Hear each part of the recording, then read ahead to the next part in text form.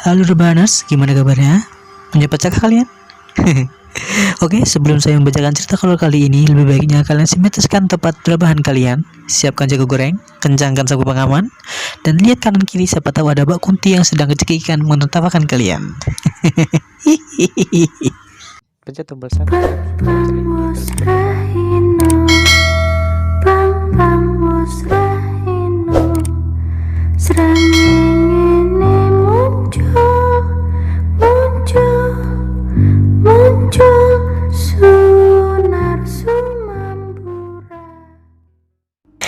Cerita ini adalah cerita dari kakek saya ya. Pengalaman Wak Isa diikuti kuntilanak penunggu pohon kelapa. Cerita pengalaman seram ini terjadi pada tahun 80-an yang dialami oleh seorang perempuan yang bernama Wak Isa.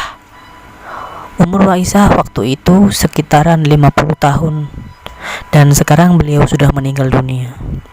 Lokasi kejadian pengalaman seram ini masih di sekitaran kebun tipoh yang angker sekali di desaku di Balapulang, Tegal.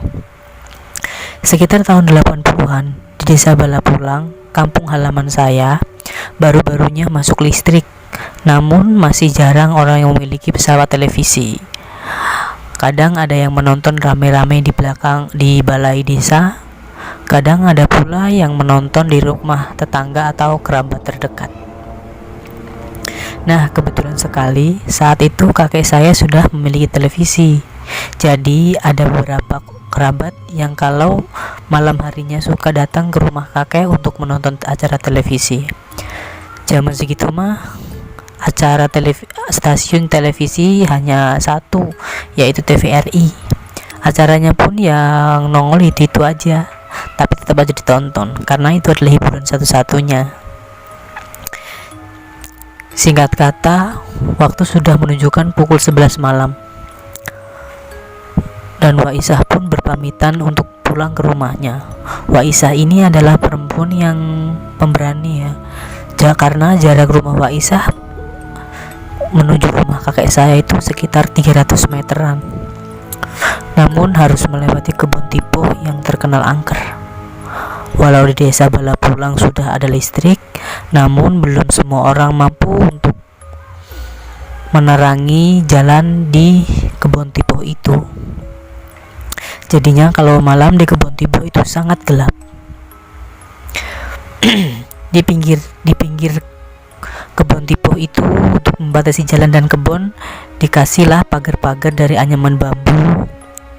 Dan selain itu banyak juga pagar-pagar yang rimbun sekali jadi rumput dan banyak juga pohon kelapa. Pokoknya kalau kalian malam-malam lewat sana pasti ciut lah nyali kalian. Tapi tidak dengan Wak Isah. Dia berjalan seorang diri di malam hari hanya mengenakan baju kebaya dan kain jari serta tidak memakai sandal. Zaman segitu mah jam 11 malam udah sepi, apalagi di desa. Jam 7 malam aja udah gelap dan sepi, apalagi jam 11. Kalau dari rumah kakek saya, keluar dari rumah kakek saya, Wak Isah pun menuju jalan desa. Lalu beliau belok ke arah kiri untuk melalui kebun tipoh itu. Jalan sekitar 50 meter, belum ada yang aneh. Sebenarnya Wak Isah ini juga deg-degan sih melewati kebun tipoh itu sendirian.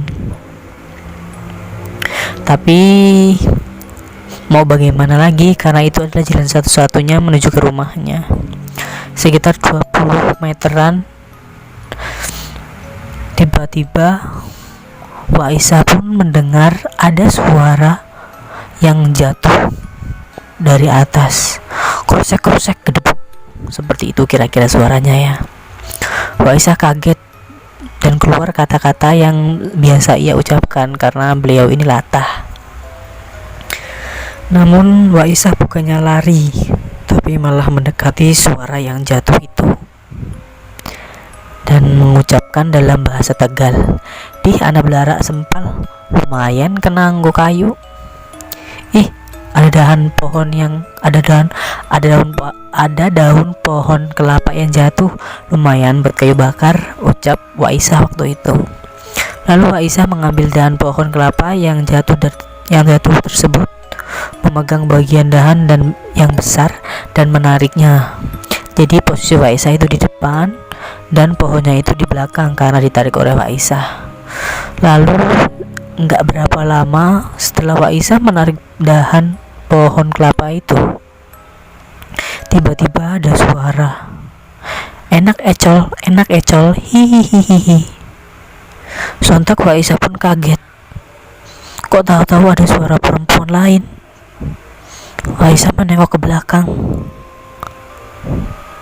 Dan ternyata di atas dahan pohon kelapa yang ia seret itu, ada perempuan mengenakan gaun putih, sedang menumpang duduk dan nampak merasa senang sekali ketika Aisyah menyeret dahan itu.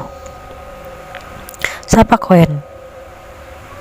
Bengi-bengi kok masih dolan aja kurangan, ucap Aisyah waktu itu, yang artinya, siapa kamu? Malam-malam kok masih mainan? Jangan gitu. Perempuan itu hanya ketawa cekikikan dan kemudian menatap ke Aisyah. Dan Aisyah pun langsung terkejut, kaget, karena muka perempuan itu putih pucat dan bola matanya itu tidak ada hitamnya, hanya putih dan sedikit agak bersinar. Aisyah pun langsung kaget di situ. Dan ketika Aisyah ingin lari, tiba-tiba kuntilanak itu terbang ke atas dan tertawa menyeringai seperti tawa khasnya.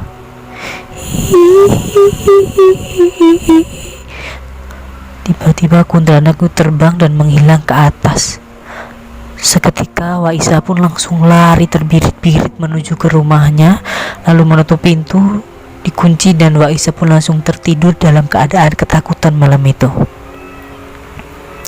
Dan keesokan harinya di pagi hari, Aisyah pun menjalankan aktivitas seperti biasa dan menceritakan kejadian itu.